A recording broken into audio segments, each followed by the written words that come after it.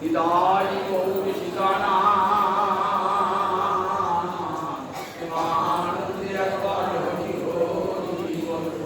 হৃদয় গৌর শিকানা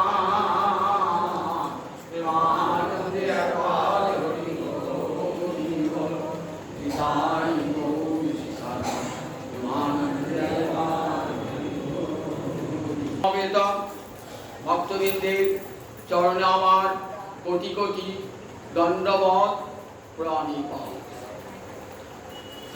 শ্রী চৈতন্য চরিতামৃতের রূপ শিক্ষার কথা আপনাদের শোনাচ্ছিলাম। প্রয়াগে দশাশ্বমেধ ঘাটে মহাপ্রভু 10 দিন ধরে রূপ গোস্বামী পাঠকে ভক্তিতত্ত্ব, কৃষ্ণতত্ত্ব, রসতত্ত্ব, প্রান্ত সব শেখালেন। বললেন ভক্তি রস সিন্ধু, তার তল খুঁজে পাওয়া যায় না, পার খুঁজে পাওয়া যায় না, তোমার চাখাইতে তার করি এক বিন্দু। এই বিন্দুটাকে নিয়ে আমি সিন্ধু করেছিলেন রূপ গোস্বামী পাঠ। এই বিন্দুকে নিয়ে তোমার চাকাইতে তার কই এক বিন্দু। তুমি চেখে দেখবে, পরীক্ষা করে দেখবে, তা এক বিন্দু দিলাম, সেই বিন্দুটা সিন্ধু হয়ে গেল। কি করে হলো দেখি? ভক্তি রসামৃত সিন্ধু রচনা করলেন, বিন্দু সিন্ধুতে পরিণত হল। উপযুক্ত পাত্রে পড়লে দেখুন ক্ষুদ্র বস্তু কারণ বিশাল হয়ে যায়। ভক্তি রসামৃত সিন্ধু। আবার সেই সিন্ধুর অতলে কি পাওয়া যায়? নীলমণি পাওয়া যায়, উজ্জ্বল নীলমণি গোস্বামী পাওয়া যায়। শ্রীচৈতন্য মনোভীষ্টং স্থাপিতং যেন ভূতলে স্বয়ং রূপ কদামোচ্চং দদাতি স্বপদান্তিকং। শ্রীচৈতন্যের মনের অভীষ্ট, মনের যা বাসনা ছিল সেটা স্থাপন করেছেন কে? রূপ গোস্বামী। সেই জন্য তখন প্রথমেই রূপ গোস্বামী নাম দেয়, জয় রূপ সনাতন।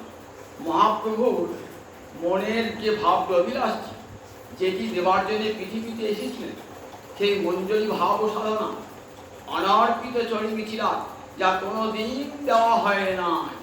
ভক্তি দেওয়া হয়েছিল, কিন্তু রাগ ভক্তি, যে ভক্তিতে রাধা গোবিন্দের যুগল সেবা লাভ হয়ে যায়, সেই ভক্তি দান হয় নাই। সেই ভক্তি দান আমার মহাপ্রভু প্রথম সেই ভক্তি জগৎকে। তাই অনর্পিত, পূর্বে যা কখনো অর্পিত হয় নাই, মহাপ্রভু সেই দানে ধন্য করে দিলেন এই কলিযুগের মানুষকে। তাই শ্রীচৈতন্য মনোভীষ্টং স্থাপিতং যেন ভূতলে। শ্রীচৈতন্যের মনের অভিলাষ যিনি ভূতলে স্থাপিত করেছিলেন। স্বয়ং রূপ, সেই রূপ কদামোচ্চং, কখন আমাকে দান করবেন? তার নিজের চরণ চরণ চরণ কমল কখন দান করবেন? আমাদের যে ভজনটাকে কি বলি আমরা? রূপানুগ ভজন। রূপানুগ ভজন মনে রাখবে সবসময়। এই যে গৌড়ীয় বৈষ্ণবের ভজন, সে ভজনটা রূপানুগ। অনুগ মানে অনুমানে পশ্চাতে পশ্চাতে গমন করে। অর্থাৎ রূপ গোস্বামীর প্রদর্শিত যে পথ, সেই পথ অনুসরণ করে হবে। এর নাম রূপানুগ ভজন, রাগমার্গের ভজন। আমি আগে বলেছি ভজন ভক্তি উপকার বৈধি এবং রাগ ভক্তি। এই রাগ ভক্তি শিখিয়েছেন কে? রূপ গোস্বামী পাদ। তাই আমাদের গৌড়ীয় বৈষ্ণবরা যে ভজন করেন সেটা রাগমার্গের ভক্তি। সেই ভক্তি শিক্ষাদাতা হলেন রূপ গোস্বামী পাদ। তাই ভজনটাই হল রূপানুগ ভজন, রূপ গোস্বামীর প্রদর্শিত পথে ভজন। মহাপ্রভু দশাশ্বমেধ ঘাটে রূপ গোস্বামীকে ভক্তিতত্ত্ব শিক্ষা দান করতেন। জগৎজীবের জন্য আমি তোমাকে বিন্দু দিয়ে গেলাম, সে তুই জগৎজীবের কাছে বিতরণ করবি। কি দিলেন? কৃষ্ণতত্ত্ব, ভক্তিতত্ত্ব, রসতত্ত্ব। কৃষ্ণতত্ত্ব, ভক্তিতত্ত্ব, রসতত্ত্ব, প্রান্ত সব শিখিয়ে গেলেন রূপ গোস্বামী পাদকে। 10টি দিন ধরে প্রয়াগের দশাশ্বমেধ ঘাটে বসে শিখিয়ে গেলেন রূপ গোস্বামী পাদ। মহাপুরুষ সব করুণাটা সমস্ত বললেন। রূপ গোস্বামীর মধ্যে তার শক্তিকে সঞ্চার করলেন ভগবান। বলেন কালের লুপ্তান বৃন্দাবন তেলি বার্তান, কালে কালে যে বৃন্দাবনকারী বার্তা লুপ্ত হয়ে গেছিল, আবার গৌরহরি কি করলেন, রূপ গোস্বামীতে শক্তি সঞ্চার করে আবার সেই বৃন্দাবনকারী বার্তা আমাদেরকে জানিয়ে দিয়ে গেলেন। কত বড় দান গোবিন্দকে, একবার কত বড় দান! এ দান আর কোনো ভগবান করেন নাই, আমার গৌরাঙ্গ হরি সেই দানে ধন্য করেছেন, জগৎ জীবকে ধন্য করেছেন। বলেন দেখো রূপ জগতে জীবের স্বরূপ কেমন জানো? বালাগ্র কেশভাগস্য শতধার কল্পিত ভাগ জীব কেউ একটা চুলের অগ্রভাগকে 100 ভাগ করুন, তাকে আবার 100 ভাগ করুন, সেই হলো জীবের স্বরূপ, সূক্ষ্ম জীব। সূক্ষ্ম জীব বলেন সেই জীব কোটি কোটি জীব ব্রহ্মাণ্ড ভরে রয়েছে, তার মধ্যে জীবের মধ্যে আবার জলচর, স্থলচর, তীর্যক। জলে থাকে এমন জীব রয়েছে, তীর্যক অর্থাৎ পশু পাখি কীট পতঙ্গ, এরা তীর্যক জন্মে জন্মের তীর্যক। আর স্থলচর মানুষ, কিন্তু মানুষ নয়, অন্যান্য পুজোরা ডাঙা যায় তার স্থলচর। এই স্থলচর প্রাণীদের মধ্যে মানুষের সংখ্যা অতি অল্প, স্বল্পতর। আবার মানুষের মধ্যে শবর, পুলিন্দ, বৌদ্ধ এইসব লোকের সংখ্যা বেশি। বেদনিষ্ঠ মানুষ খুব সামান্য। আবার যারা বেদনিষ্ঠ তারা কি বেদের কর্মটাকেই জোর দেয় তারা। আবার কোটি কোটি কর্মনিষ্ঠের মধ্যে একজন জ্ঞানী, কোটি জ্ঞানীর মধ্যে একজন কৃষ্ণ ভক্ত। কোটি জ্ঞানীর মধ্যে দেখুন, বলেন এত মানুষের সমস্ত এত মানুষের মধ্যে শবর, পুলিন্দ, ব্যাদ, এরা তো কোনো বেদ, বৌদ্ধ এরা বেদ মানে না। আবার যারা বেদ মানে তারা যাগযজ্ঞটা কি বড় করে মানে, কর্মনিষ্ঠ। আবার কর্মীদের মধ্যে কোটি কোটি কর্মীর মধ্যে একজন জ্ঞানী, আবার কোটি কোটি জ্ঞানীর মধ্যে একজন কৃষ্ণ ভক্ত সুদুর্লভ। একজন কৃষ্ণ ভক্ত কোটি কোটি ভক্তের মধ্যে একজন সুদুর্লভ কৃষ্ণ ভক্তি পাওয়া যায়। ওই ভক্তি বড় সুদুর্লভ, তাই হরি ভক্তিও বড় দুর্লভ। হরি সুলভ কিন্তু হরিজন বড় দুর্লভ। গোবিন্দকে পাওয়া যাবে কিন্তু গোবিন্দ ভক্ত মেলে না সহসা। গোবিন্দ ভক্ত পেলে সব মেলে না, গোবিন্দ ভক্ত মেলে না। ব্রহ্মাণ্ড ভবিতে ভবিতে কোন ভাগ্যবান জীব গুরু কৃষ্ণ প্রসাদে পায় ভক্তি লতাবীজ। 84 লক্ষ জনি জীব ঘুরছে, ঘুরতে ঘুরতে ঘুরতে ঘুরতে একবার মানব জন্ম পেল, কিন্তু সেই মানব জন্ম পেয়েও কৃষ্ণ ভজন করে না। কোটি কোটি মানুষের মধ্যে একজন কৃষ্ণ ভক্ত খুঁজে পাওয়া যায়। বলে কোন ভাগ্যবান জীব, ব্রহ্মাণ্ড ভবিতে ভবিতে কোন ভাগ্যবান জীব গুরু কৃষ্ণ প্রসাদে, গুরুর কৃপায়, এবং গুরুর কৃপা হলে কৃষ্ণ কৃপায়, তাই গুরু কৃষ্ণ। আগে গুরু কথাই জানি, আগে গুরুর কৃপা পরে কৃষ্ণের কৃপা। গুরু কৃষ্ণ প্রসাদে পায় ভক্তি লতায়। দেখুন গুরু মন্দিরকে যস্য প্রসাদাৎ ভগবৎ প্রসাদ। যিনি প্রসন্ন হলে ভগবান প্রসন্ন হন। যস্য অপ্রসাদাৎ, যিনি অপ্রসন্ন হলে ভগবানও অপ্রসন্ন হয়ে যায়। তাই গুরু কৃষ্ণ প্রসাদে পায় ভক্তি লতা। কৃপা করে এই ভক্তি লতা বীজ গুরুদেব রোপণ করে যান শিষ্যের হৃদয়ে। যিনি দীক্ষা দিলেন, দীক্ষাতে বীজ মন্ত্র বলা হয়, বীজ মন্ত্র। সেই বীজ মন্ত্র কাম গায়ত্রী, কাম বীজ, যার দ্বারা রাধা মাধবের প্রেম সেবা হবে, তেমন কাম গায়ত্রী ও কাম বীজ গুরুদেব শিষ্যের কানে দিলেন। কিন্তু বীজ তো পুঁতলেই গাছ হবে না। আমি মাটিতে বীজ দিলেন, তার আর খোঁজ খবর রাখেন না, গাছ হবে? তাকে কি করতে হবে? জল দিতে হবে, সার দিতে হবে, মাটি দিতে হবে, উপযুক্ত অনুকূল হাওয়া দিতে হবে, তবে তো বীজটা অঙ্কুরিত হবে। দীক্ষা তো আমরা সবাই গ্রহণ করি, কিন্তু ফল হয় না কেন? বলে ফল হবে কি করে? তুমি সেই গুরু কাছে বীজ মন্ত্র পেয়েছো, তার যত্ন পরিচর্যা করো, বীজটা যে গাছে পরিণত হবে তার চেষ্টা কিছু করেছো? গুরুদেব তো কৃষক রূপে এসে তোমার হৃদয় ভূমিতে বীজটা বপন করে দিয়ে গেলেন। এইবার তোমার দায়িত্ব, তুমি মারি, তুমি কি করবে? তুমি সেই বীজটাকে শ্রবণ কীর্তন জলে করে সিঞ্চন, শ্রবণ কীর্তন জলে করে সিঞ্চন। বসে বসে হরিকথা শোনা, হরিকথা কীর্তন। শ্রবণ আর কীর্তনকে কি বলা হয়েছে? জল দিয়ে সিঞ্চন করা, জল ঢালতে হয় গাছের গোড়া, তবে তো সেটা বীজ সেই গাছ হবে, বীজ অঙ্কুরিত হয়ে যাবে। ভক্তি লতা খুব নরম লতা, লতা মানে কিন্তু ভক্তিকে লতা বলেছে, গাছের মতন শক্ত কাণ্ড নাই, লতা তো। সেটা লতা বৃক্ষ যখন হয় কি করতে হয় না, চারিদিকে বেড়া দিতে হয়, নইলে ছাগলের খাবে, অন্য কোনো প্রাণীটা খাবে।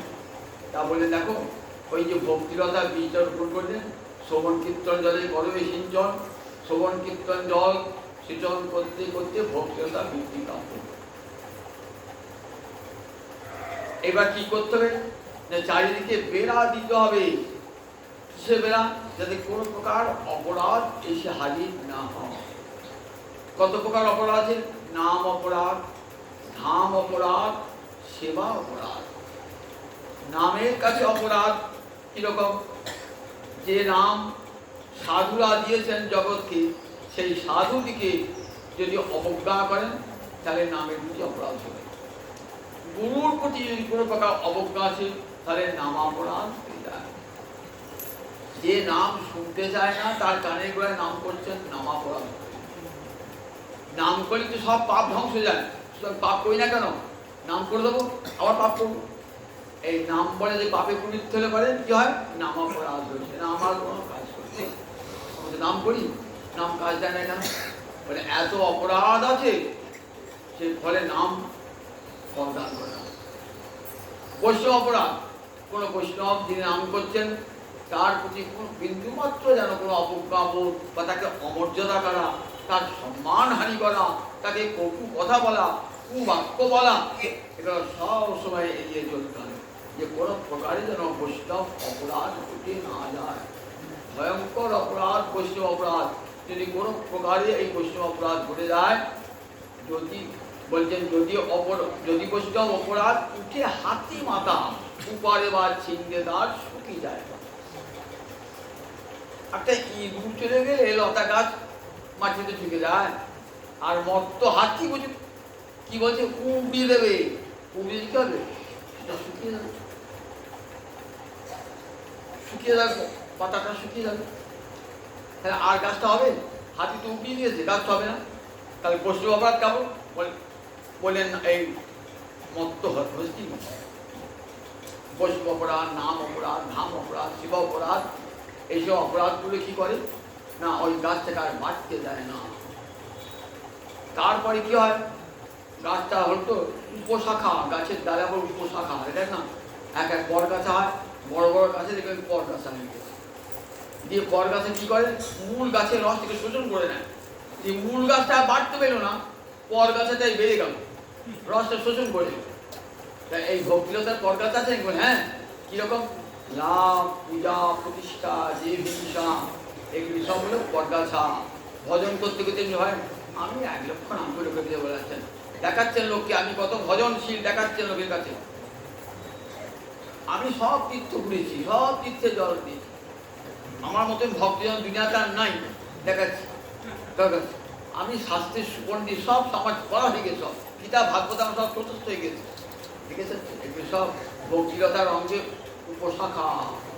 উপশাখায় জল দিতে হয়, আস্তে আস্তে উপশাখাটাই বেড়ে যায়, উপশাখাটা বেড়ে যায়, মূল গাছটা বাট ভক্তি সেখানে আর বাট লাভ, পূজা, প্রতিষ্ঠা যদি কোনো প্রকারে এসে যায়, ভজন করতে করতে যদি এসে যায়, সেজন্য ভক্তকে সব সময় দিনাদপি সুরিচেন তরুরিব সহিষ্ণুনা অমানিনা মানদেন কীর্তনীয় সদা হই।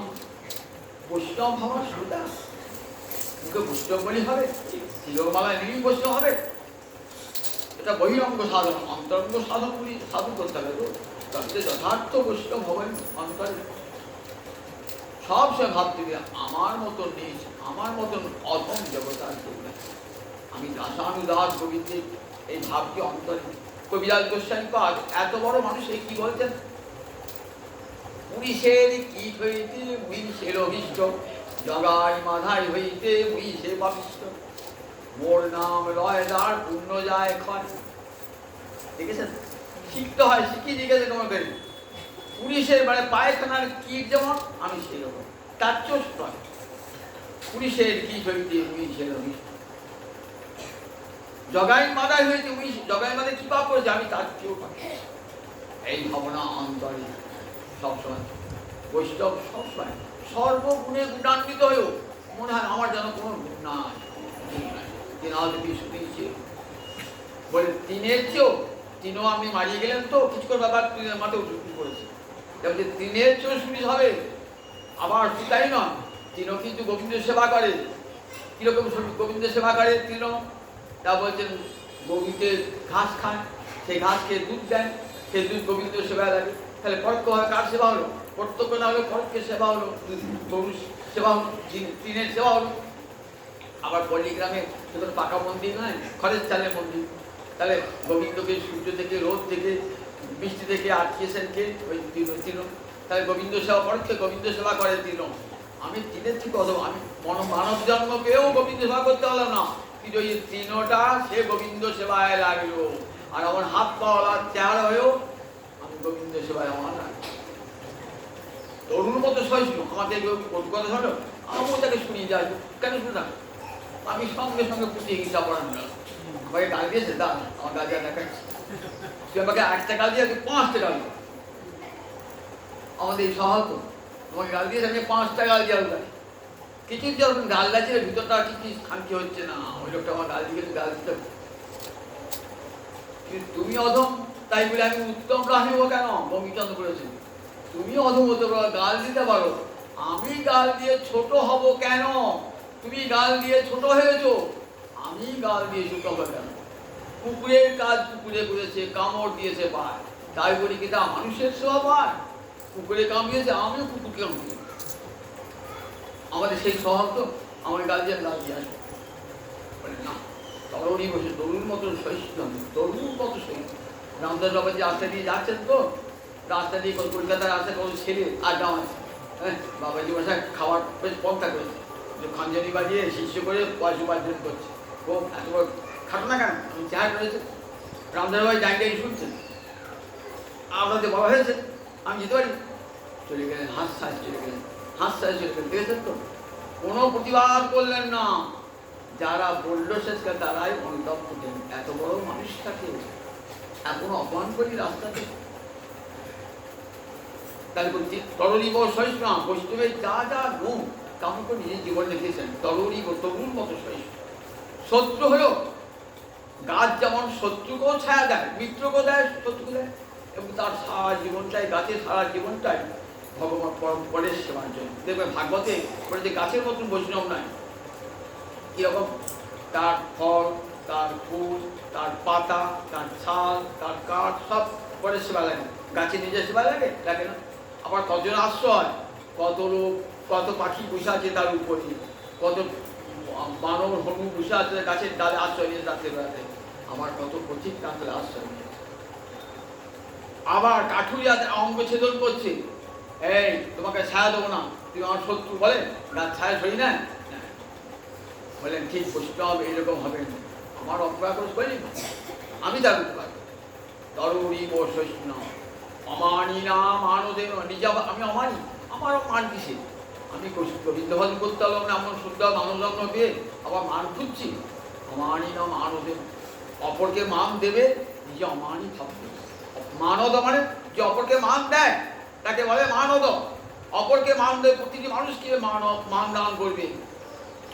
ব্রাহ্মণ চণ্ডাল আদি কুকুরান্ত করি, দণ্ডবতে করিবে বহুমান্য করি, এই সে বৈষ্ণবের ধর্ম সবারে প্রণতি, সেই সে পাষণ্ডী যাহার ইচ্ছে নাই মতি। ব্রাহ্মণ থেকে চণ্ডাল সকলকে করজোরে প্রণাম জানাবে, সকলকে প্রণাম জানাবে। কেউ চণ্ডালকে প্রণাম জানাবো তা নয়, ব্রাহ্মণকে যেমন প্রণাম সম্মান জানাবে, চণ্ডালকে কোনো মানুষকে বিনায় করে চলবে। এমনকি মনুষ্যতর প্রাণীকে প্রণাম জানাবে, মনুষ্যতর প্রাণীকে প্রণাম জানাবে। রামদাস বাবাজি পথে কুকুরকে প্রণাম জানাবে, পথে কুকুর।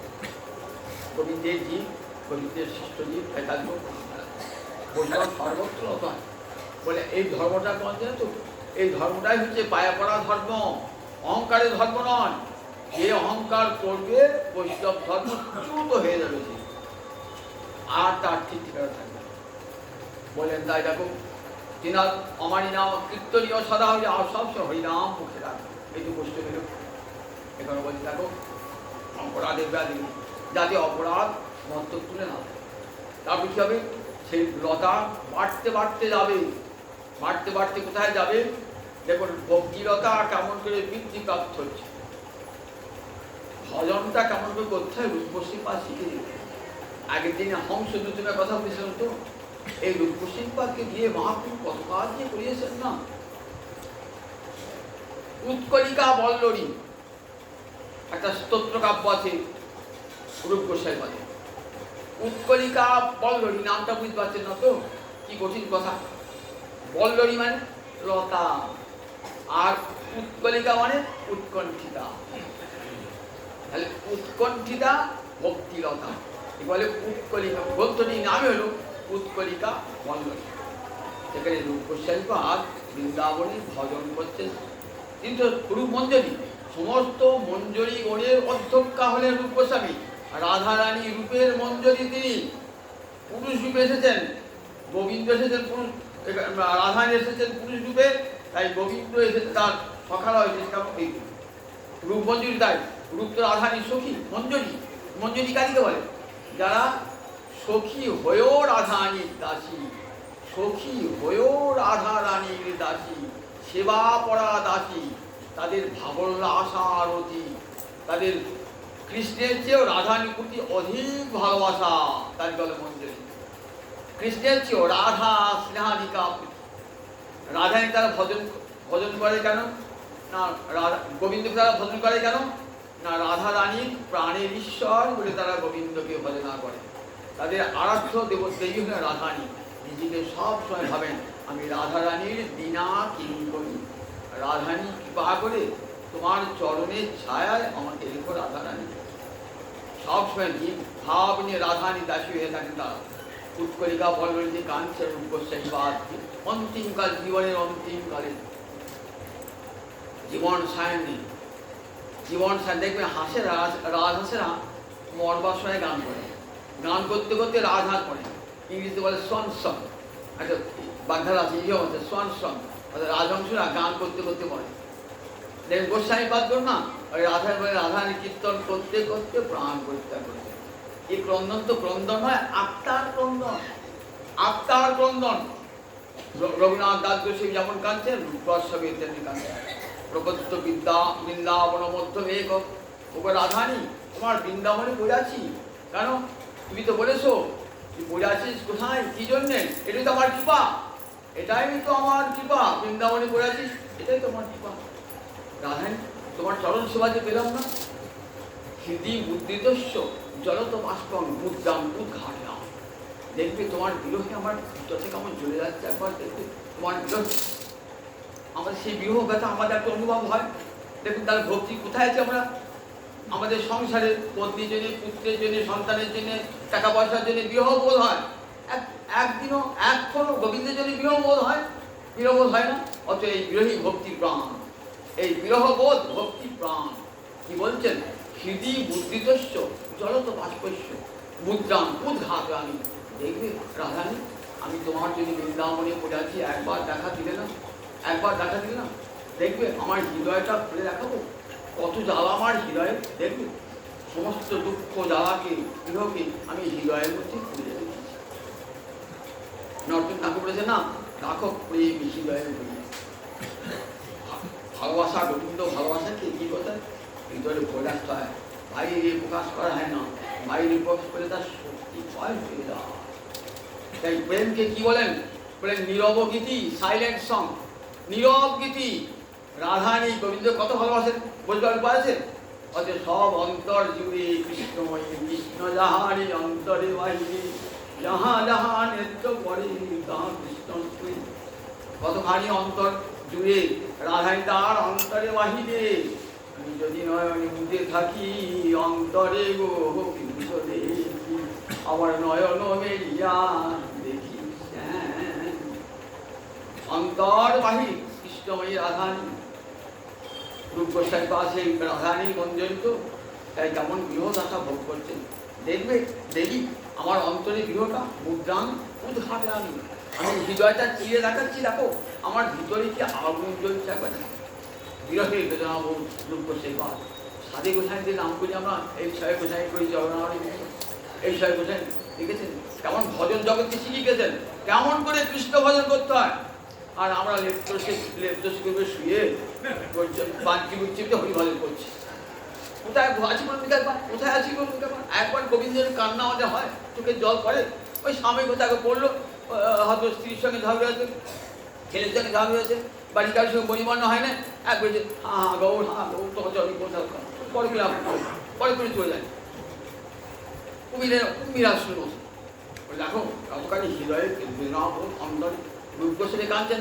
স্ত্রীর জন্য পুত্রের জন্য কার জন্য সব ছেড়ে দিয়েছেন সব ছেড়ে চলে এসেছেন তার সোনার সংসার তার কত অর্থমন্ত্রী কত অর্থ কত বিত্ত সব ফেলে দিয়ে চলেছেন বৃন্দাবন করে কাঁদছেন দিবারাত্র আর আজে সেবা দেবেন রাখেন ওই চরণের সেবার জন্য সব ছেড়েছি সব ছেড়ে চলে এসেছি ওই চরণের সেবার জন্য বৃন্দাবনে পূজা আছি তোমার কোথায় থাকতেন টের কদম্ব বর্ষানা আর আমাদের যাবর এর মাথা আছে টের কদম্ব এই টের কদম্বে পুজো ঘর করে রূপ গোসাই পাঠ থাকে রূপ গোসাই পাঠ মাধুপুরী করে থামতো দেখেন দাদাকে দেখেন বলছে দাদার সেই শরীরটা জীর্ণ শীর্ণ হয়ে গেছে মনটা কেঁদে ওঠে দাদা এমন ভোগে সুখে মানুষ দেখতে কি সুন্দর দাদা রূপমান কি দাদা এমন দিকে হাট বেরিয়ে গেছে দাদা কি ভালো খেতেও পায় না ইচ্ছে হয়েছে দাদাকে দাদা পায়েস খেতে ভালোবাসতেন পরমান্ন খেতে ভালোবাসতেন তা আমি পরমান্ন খাওয়াবো কিন্তু পরমান্ন খাওয়াবো কি পরমান্ন করতে গেলে দুধ চাই চাল চাই বীজ চাই পাবো কোথায় এটা মনে মনে রেখে দিয়েছেন মনে মনে রেখে দিয়েছেন পাবো কোথায় আশ্চর্য দেখুন রাধানী কেমন রাধানীকে বস করছেন সোজা কথা ওইটুকু না কাঁদতে রাধানী বসীভূত হয় না কাঁদতে হৃদয়ে ঢুকেছেন তো রাধানী দেখছেন রূপের কি অন্তর বেদনা তাই এসেছেন কেমন বেসেছেন ব্রজবালিকার বিশেষ ব্রজবালিকার বিশেষে চাল দিয়ে গেলেন দুধ দিয়ে গেলেন মিষ্টি দিয়ে গেলেন রূপ গোস্বামী সেই তৈরি করেছেন সেবায় লাগা অদৃশ্য দাদা প্রায় টের কদমী রূপের খবর দিয়ে যেতেন দাদাকে বিশেষ দাদা পায়েস পরমান্ন খাও গোবিন্দের প্রসাদ খাবে বলে হ্যাঁ গোবিন্দের প্রসাদ খাচ্ছ প্রসাদ তো নয় অমৃত অমৃত যেন সুগন্ধ উঠছে বলে রূপ তুমি এই চাল কোথায় পেয়েছো এই দুধ বা কোথায় পেয়েছো বীজ বা কোথায় পেয়েছো বলে এক ব্রজবালিকা দিয়ে গেল না রূপ এ কাজ ভালো করো নাই এ কাজ ভালো করো নাই কেন ভালো করেনি বলেন দেখো আমার প্যারিজিকে প্রিয়াজিকে কত কষ্ট দিয়েছো কতবার আনাগোনা করতে থাকে তাকে কষ্ট দিল তার কুসুম খবর জানো যখন বৃন্দাবনী পথে রাধারানী চলে তখন জানো বৃক্ষলতা কি করে ফুল ছড়িয়ে দেয় রাধারী সুকোমল চরণে আমার কোমল চরণ গাছেরা ফুল ছিটিয়ে দেয় রাধারী মহাদেবী চলে বৃন্দাবনের রত রাধারী চরণ তো পদ্মফুল তো পদ্মফুল মধু বাড়া যেত রাধারী সেই চরণ থেকে মধু বার হচ্ছে তাই বৃন্দাবনের মাটি কেমন না রাধারানীর চরণ রজ গোবিন্দ মাখতেন চরণে চরণ রজ একবার প্রাচীন মায়াপুরের জগন্নাথ বাবা তা উনি থেকে মেথর বৃন্দাবন যাচ্ছে সকালবেলা বসে যাচ্ছে কোনো জায়গায় ভান্ডারের জন্য গেছে মাঠে নিয়ে যাচ্ছে সেখান থেকে এত সামান্য প্রসাদ নিয়ে খাচ্ছে সমস্ত ব্রজমণ্ডল করে আপনি বৈষ্ণব করে চুলা বলি আপনি কি করলেন ভেতরের কাছ থেকে খাবার এলেন একটু অন্যায় কাজ করলেন সব প্রশ্ন এসে বললেন দেখো তোমরা কি মেথুন করছো তো মেথুন নয় ওরা তো ঋষিমুনি বৃন্দাবনে ঝাড়ুদার হয়ে এসেছে কেন রাধারানীর চরণ চিত্ত ধরে তারা অঙ্গে মারল এক কথায় সত্য বৃন্দাবনে এসেছো এখানে আমার ভাঙি মেথুন বিচার বিচার তারপর রাধারানীর চরমগুলিতে গড়াগড়ি দেওয়া, দেখো না ওরা কত ভাগ্যবতী, ঝাঁট দিতে দিতে সেই ঝাঁটাটা আমার গায়ে ঠেকায় রাধারানীর চরমগুলি। সবর পুলিন্দ ব্যাগ বনে যেতে তো এরা, বনে কাঠ মধু সংগ্রহ করতে করতে রাধারানী বক্ষের কুমকুম পড়ে গেছে ঘাসের উপর। কি করতেন ওই সবর পুলিন্দ ব্যাগের মেয়েরা ওই ওই কি করতে ওই কুমকুম নিজের বুঝিয়ে মুখে লাগাতেন। কত আনন্দ পেতেন যে রাধারানীর বক্ষের কুমকুম। সেই রাধারানী কষ্ট দিয়েছে, কতবার গিয়েছে রাধারানী, কতবার এসেছে রাধারানী, কষ্ট একাজ ভালো করো না। দেখুন অন্তর্গোস্বামী বাদে অন্তরটা কেটে গেল যে রাধারানী কতবার এসেছেন, কতবার গিয়েছেন রাধারানী। একবার দুধ দিতে এসেছেন, একবার চাল দিতে এসেছেন, একবার বীজ দিতে এসেছেন। আর কোনোদিন দেখো সন্ন্যাস হয়েছে ভালো মন্দ খাবার চিন্তা কেন, দেখো ভজনটা ভালো করবো, খাওয়া দাওয়া রাধারানী লাগছে, কেউ উপাসে থাকে না, ঠিক রাধারানী অন্ন কিছু দেবেন, আমার জন্য চিন্তা করুন। সেই ত্রিরূপ ঘোষণা চাইছেন না, দাদা কাছ কাছে শিক্ষা পেলেন, জগৎকে শিক্ষা দান করলেন। দেখো বৃন্দাবনে গিয়ে ভালো মন্দ খাবো এটা চিন্তা করো না, বৃন্দাবন রাধারানীর দিন, যেখানে রাধারানী বৃন্দাবনে যে গিয়েছেন এটা রাধারানী বা সুখময় বৃন্দাবন কবে হবে দর্শন, সুখময় বৃন্দাবন কবে হবে, সে দুই মাখিব কবে গায়, প্রেমে গদ গদ হইয়া রাধা কৃষ্ণ নাম লইয়া কাঁদিব উভরায়। বললেন প্রেমে গদ গদ হইয়া রাধা কৃষ্ণ নাম হইয়া উচ্ছ্বাসের গান। এই তো জীবন, তখন আমি যে জীবন ধন্য হবে সেখানে, সেখানে কি ভালো মন্দ খাবার জন্য যাবো না বৃন্দাবন, সেখানে কি গোস্বামী পাদ দেখেছেন বৃন্দাবনে কেমন উজ্জ্বল আলো দেখাচ্ছেন। তাহলে উৎকলিকা বলল কি লতা উৎকণ্ঠিতা হয়ে উঠছে রাধারানীর ফুর্তিতে, রাধারানী যা দর্শন করছেন। আবার যখন বাহ্যদশা তখন কাঁদছেন হার আধি হার, যখন স্ফূর্তিতে রয়েছে অন্তর্দশা রয়েছেন তখন রাধারানীকে দর্শন করছেন। কৃষ্ণ গোষ্ঠ থেকে আসছেন, উত্তর গোষ্ঠ সব অট্টালিকায়, সমস্ত ব্রজগোপীরা অট্টালিকায় কৃষ্ণকে দেখবার জন্য সব অট্টালিকায় নামে আসে, রাধারানী এসেছেন। বৈশ্য মিলতি বনমালী, ওই দেখো বনমালী আসছে, পড়া বিরঙে নট বড় বপু পট্টনয় কর্ণিকার বিব্রত বাস কনক কবিশন বৈজন্তী চমাল রন্ধার বিনোদর সুধয়া পুরয়ন গোপবিন্দই বৃন্দারণ্যং শপথ রমণং প্রবিশদ গীত। মাথায় ময়ূরের পাখা, নট বড় বপু নাচতে নাচতে আসছেন। কি হচ্ছে চলে না, ওই নাচ আরম্ভ হয়েছে কৃষ্ণ অবতার থেকে, গৌর অবতার নাচ আর শেষ হয় না। নট বড় বপু দুই কানে কর্ণিকার পুষ্পমল্লিকা, একটা কানে দিয়েছেন তো, একবার এই কানে একবার সেখানে দিয়েছেন, মজা করছে মন্দির সঙ্গে। বিপ্রদ বাস কনক কবিশন পীতাম্বর বসন বৈজন্তী মালা ঘরে আসছে। আবার ধুলায় ধূসর নন্দ কিশোর, মুখখানা হয়েছে ধুলো, কি অপূর্ব রূপ হয়েছে, একে তো রূপের সীমা নাই, রূপ দেখে ভুবন মূর্ছা যায়। আবার তারপরে বৃন্দাবনে রজ মুখে দেখছেন রাধারানী, এক রাধে এক রাধে রাধে দেখবেন কি লজ্জা নারীরা ভূষণ, লজ্জা তো নারী ভূষণ, লজ্জা রাধারানী বিখ্যাত লোকে থেকে দেখবে লজ্জা নারীরা ভূষণ। রাধারানী কি করছেন, রাধারানী সখীদের সামনে সখী হাসবে তো, তাই কেমন করে রাধে বলছে মনে মনে লজ্জা ক্ষণকালের জন্য জানা, লজ্জা ক্ষণকালের জন্য জানা, একবার গোবিন্দ বলেন প্রাণ হয়ে দর্শন দিয়ে আমার প্রাণার্থ দর্শন করি, লজ্জা কিছুক্ষণ সরে যা সরে যা। রাধারানী কি করবেন, মুক্তি বাঁকিয়ে দিয়ে নয়নের কোণ দিয়ে অপাঙ্গ বক্ষণ বলে, একবার শ্যাম সুন্দরের বদন, মনোহর বদনটা একবার দেখে নেন।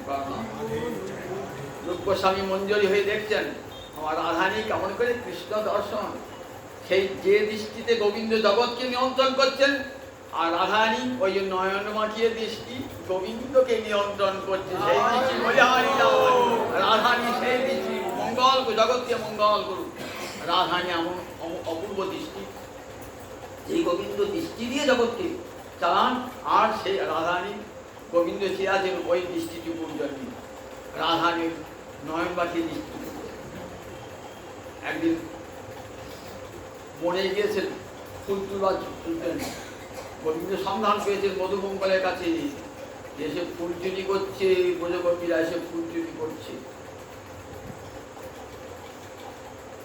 গোবিন্দ টের পেয়ে এসেছেন, রাধারানী করেছেন কি, রাধারানী লতা পাতার মধ্যে নিজেকে লুকিয়েছে, দেখেছে।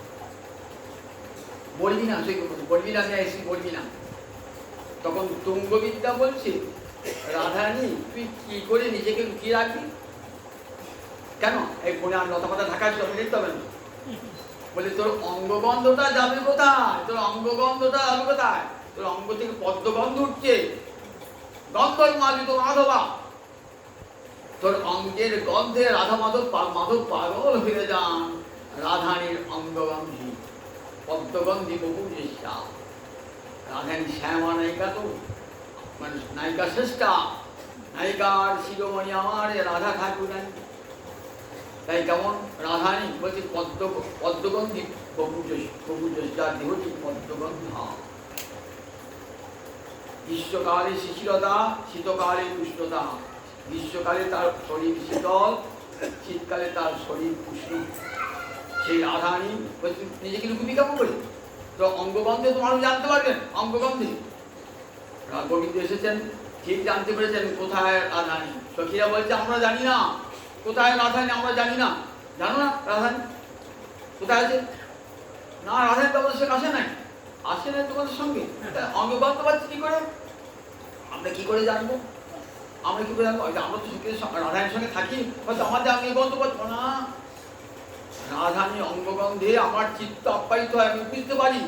আমার অঙ্গগন্ধ পৃথিবীকে বশীভূত করে, আর রাধারানীর অঙ্গগন্ধ আমাকে বশীভূত করে।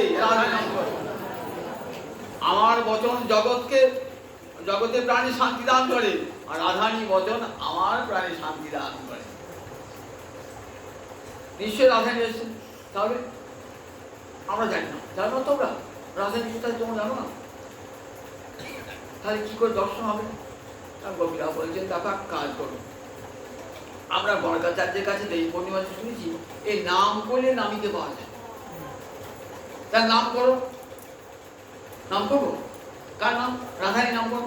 রাধে রাধে রাধে রাধে রাধে রাধে রাধে, জয় রাধে জয় রাধে জয় রাধে জয় রাধে জয় রাধে।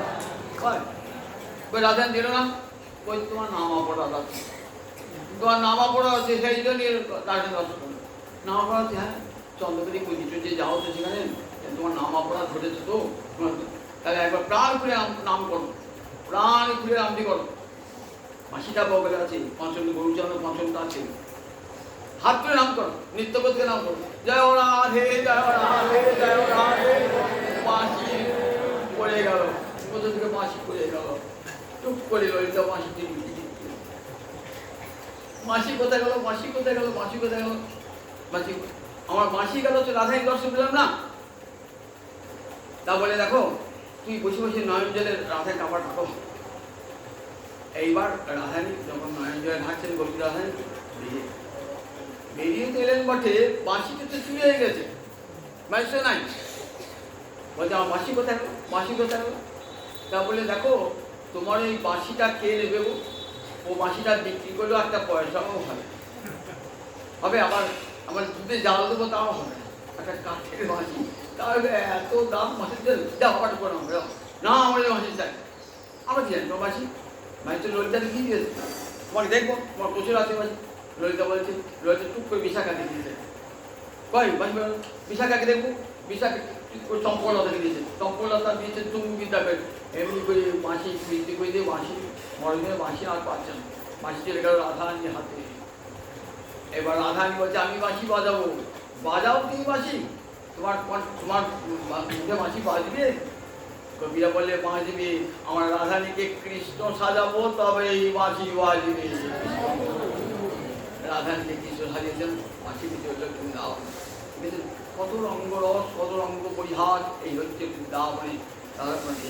ফুল চুরি করছে, ফুল চুরি করছে এখানে আমার বাগান, তো আমার বাগানে ফুল চুরি করেছে, তোমার বাগান কে বলে দেবো? তোমার বাগান কি? শাস্ত্র বলেছে এটা কৃষ্ণ বরম, শাস্ত্র বলেছে এটা কৃষ্ণ বরম।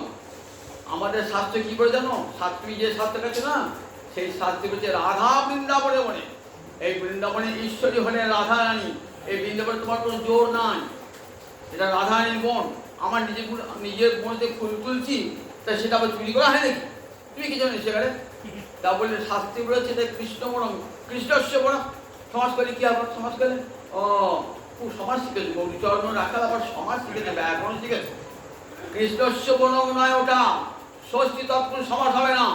তাহলে কি সমাজ হবে? কৃষ্ণ বনং, কৃষ্ণ বর্ণের বন, কৃষ্ণ বর্ণের বন। তাহলে তোমার কৃষ্ণ বর্ণের বন বলে তোমার তোমার বন না ওটা, গাছ গাছের যে কালো রং লেগেছে ওই কৃষ্ণ বন, ওটা কৃষ্ণের কৃষ্ণের বন। রাধা বৃন্দাবনের বনে দেখো, রাধা একটু বলছে বৃন্দাদেবীর বন। তা বৃন্দাদেবী কে? বৃন্দাদেবী রাধারানীর সখী বৃন্দাদেবী।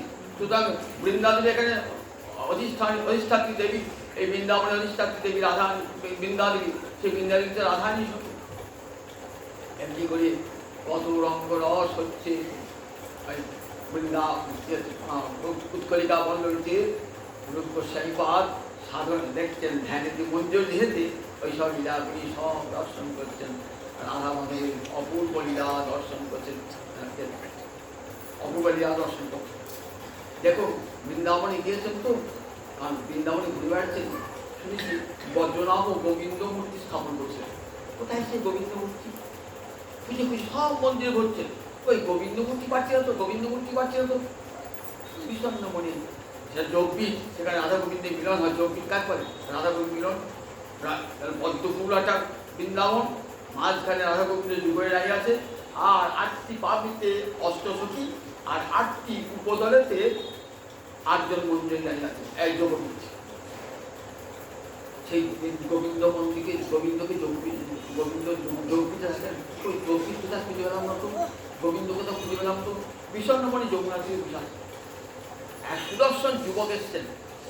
যুবক এসে বলছেন ওইখানে গোমাটিলা বলে একটা জায়গা আছে, সেখানে প্রতিদিন মধ্যাহ্নে এসে একটা গাভী দাঁড়ায় আর তার স্তন থেকে দুগ্ধ করতে হয়। এবার আমি যাবো ওই অর্থাৎ গোবিন্দই এলেন ওই বালকের বেশি। কিছু কিছু গোমাটিলায় গেলেন, গোমাটিলায় গেলেন, হ্যাঁ ঠিক, মাটিটা একটু ফাটা আর উপরে দুধ পড়ছে, একটা গাভী প্রতিদিন বেশি দাঁড়ায়। কিন্তু মাটি ঠিক কোথায় গোবিন্দ আছে, মাটি খোলো, গ্রামের লোককে নিয়ে এলো। কোথায় কি বলেছে বলে সব গ্রামের লোক কোদাল কুড়ুল এসেছে, বন কেটে মাটি কেটে শাল গোবিন্দ বিগ্রহ বার করে। বজ্রনাভের স্থাপিত ওই গোবিন্দ বিগ্রহ, শিব আগে কি বলেছিলেন শ্রী গোবিন্দ গোপীনাথ মদন মোহন, এই তিনি কে করেছিলেন? বজ্রনাভ, শ্রীকৃষ্ণের প্রপৌত্র, নাতির ছেলে প্রপৌত্র, তিনি করেছিলেন বৃন্দাবনের শ্রী গোবিন্দ গোপীনাথ মদন মোহন। সেই গোপীনাথ বিগ্রহ স্থাপন করেন। গোপীনাথ বিগ্রহ তো করেছেন, কিন্তু বামে তো রাধারানী নেই। ভাবছেন যুগল রূপ দর্শন করবো, গোবিন্দ একক ভাবছেন। এইদিকে উড়িষ্যার রাজা প্রতাপরুদ্রের ছেলে, তার নাম পুরুষোত্তম জানা, তাকে শব্দ দিয়েছেন যে আমি আছি এই জগন্নাথের চক্র বেড়ে, চক্র বেড়ে আছি, জগন্নাথের চক্র বেড়ে আছে, এই চক্র বেড়ে আছি। এটা আমার সবাই লক্ষ্মী বলে জানে, কিন্তু আমি তো লক্ষ্মী নই, আমি তো রাধারানী। জানো আমাকে এই রাধানগর বলে এখানে উড়িষ্যার কাছে একটি গ্রাম আছে, সেখানে ব্রাহ্মণ বীরদ ভানু, তিনি আমাকে এই রাধা মূর্তি প্রতিষ্ঠা করেছিলেন। তারপর তার মৃত্যুর পর কেউ সেবক ছিল না, রাজা নিয়ে এসে ওই চক্র বেড়ে আমাকে স্থাপন করেছিলেন। সবাই জানতো আমি লক্ষ্মী, আমি তো লক্ষ্মী নয়, আমি যাবো গোবিন্দের কাছে, আমাকে নিয়ে যাবো। তখন পুরুষোত্তম জানা আবার ওই রাধা মূর্তিটি বৃন্দাবনে পাঠিয়ে দিলেন। রাধা গোবিন্দের বাম পাশে রাধা মূর্তি স্থাপন করা। এদিকে কাশীশ্বর কোথায়? যখন বলেন গোবিন্দ মূর্তি উদ্ধার হয়েছে, তখন মহাপ্রভু বলছেন কাশীশ্বর তুমি যাও পথ, আমি তোমার ছেড়ে যাবো না প্রভু, তোমার ছেড়ে যাবো না, তোমার সেবা ছেড়ে।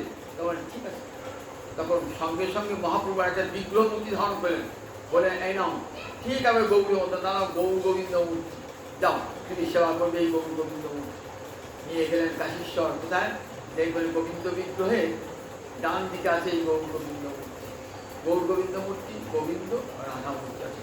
যোগপীঠে গোবিন্দ মন্দিরের মূল মন্দিরের পাশে এক ছোট্ট মন্দিরে থাকেন যোগপীঠ, সেখানে গোবিন্দ থাকে, রাধা গোবিন্দ এই যোগপীঠে থাকেন। এই আমাদের রূপ গোস্বামীর প্রতিষ্ঠিত বিগ্রহ গোবিন্দ বিগ্রহ। এমনি করে সারা বৃন্দাবনের গোবিন্দ বিগ্রহ স্থাপন করেছিলেন রূপ গোস্বামী পাদ।